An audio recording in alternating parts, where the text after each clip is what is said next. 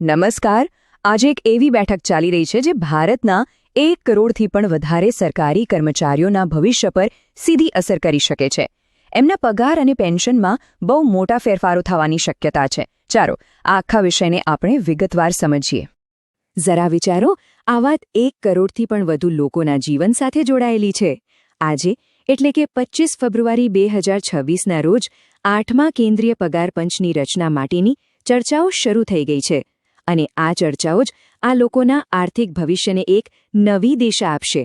તો આ આખી વાતને બરાબર સમજવા માટે આપણે આ 5 મુખ્ય મુદ્દાઓ પર એક પછી એક નજર કરીશું.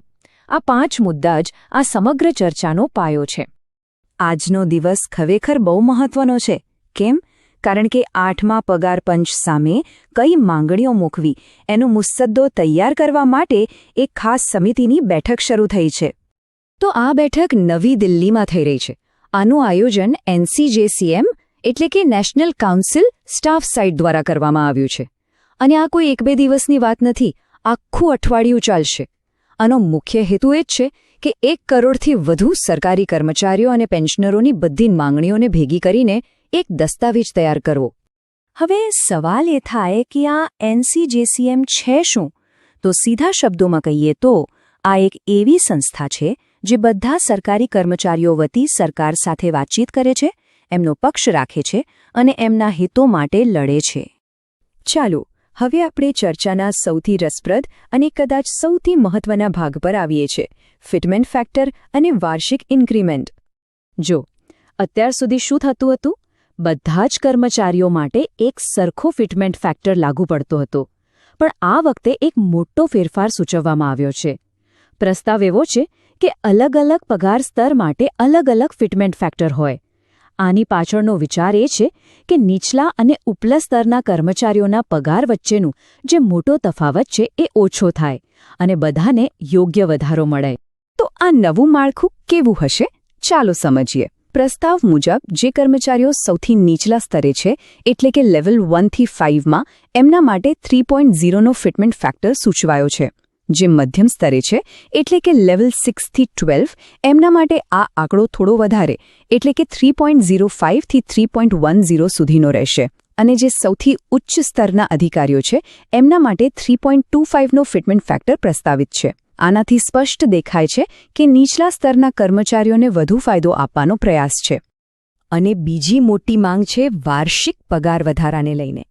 અત્યારે જે 3%નો વધારો મળે છે એને સીધો 7% સુધી લઈ જવાની વાત છે. એટલે કે બમણાથી પણ વધારે. આ ખરેખર એક બહુ મોટું જમ્પ કહેવાય.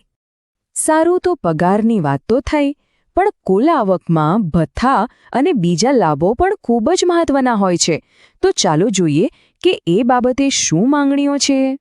અહીંયા પણ ઘણી મહત્વની માંગણીઓ છે. જેમ કે ફેમિલી યુનિટની જે વ્યાખ્યા છે એને 3 સભ્યોથી વધારીને 5 કરવાની માંગ છે. પછી મૂળભૂત પગારમાં તો સીધા 66%ના જંગી વધારાનો પ્રસ્તાવ છે. અને ન્યૂનતમ પગારના આંકડા પણ ઘણા ઊંચા સૂચવવામાં આવ્યા છે.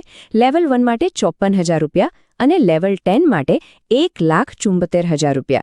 અને આ બધાની સાથે મેડિકલ ભથ્થામાં પણ મોટા વધારાની વાત છે.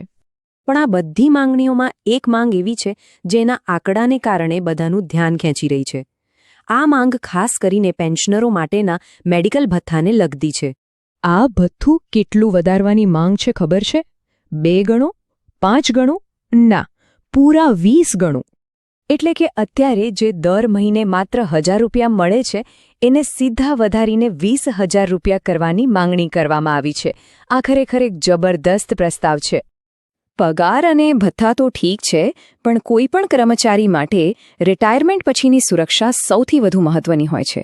અને અહીંયા આવે છે પેન્શન યોજનાઓનો મુદ્દો, જે અત્યારે સૌથી ચર્ચિત અને કદાચ સૌથી વિવાદાસ્પદ મુદ્દાઓમાંથી એક છે. તો આ જૂની પેન્શન યોજના એટલે કે OPSને પાછી લાવવાની આટલી બધી માંગ કેમ છે? કારણ ખૂબ જ સીધું અને સરળ છે. OPSમાં શું હતું? કર્મચારીને એના છેલ્લા પગારના 50% પેન્શન મળવાની ગેરંટી હતી. અને એના માટે કર્મચારીએ કોઈ પૈસા ભરવાના નહોતા. એની સામે નવી પેન્શન સિસ્ટમ એટલે કે NPS એ પૂરી રીતે બજારના ઉતાર ચઢાવ પર આધારિત છે. એમાં કર્મચારીએ પણ પોતાના પગારમાંથી પૈસા ભરવા પડે છે અને રિટાયરમેન્ટ પછી કેટલું પેન્શન મળશે એની કોઈ જ ગેરંટી નથી. બસ આ જ અનિશ્ચિતતાને કારણે ઓપીએસ પાછી લાવવાની માંગ આટલી પ્રબળ બની છે. પેન્શન સિવાય નિવૃત્તિને લગતી બીજી પણ માંગણીઓ છે, જેમ કે રજાના રોકડમાં રૂપાંતરની મર્યાદા 300 દિવસથી વધારીને 400 દિવસ કરવામાં આવે. પણ હા, સૌથી મુખ્ય અને પહેલી માંગ તો એનપીએસ હટાવીને ઓપીએસ પાછી લાવવાની જ છે. તો આ બધી માંગણીઓ તો મુકાઈ ગઈ, પણ હવે આગળ શું એ સમજવું પણ જરૂરી છે કે આ બેઠક તો એક લાંબી પ્રક્રિયાની ફક્ત શરૂઆત છે. તો આખી પ્રક્રિયા કેવી રીતે આગળ વધશે? સૌથી પહેલાં તો આ ડ્રાફ્ટિંગ કમિટી માંગણીઓનો એક ફાઇનલ મેમોરેન્ડમ તૈયાર કરશે. પછી એ મેમોરેન્ડમ 8મા પગાર પંચને સોંપવામાં આવશે.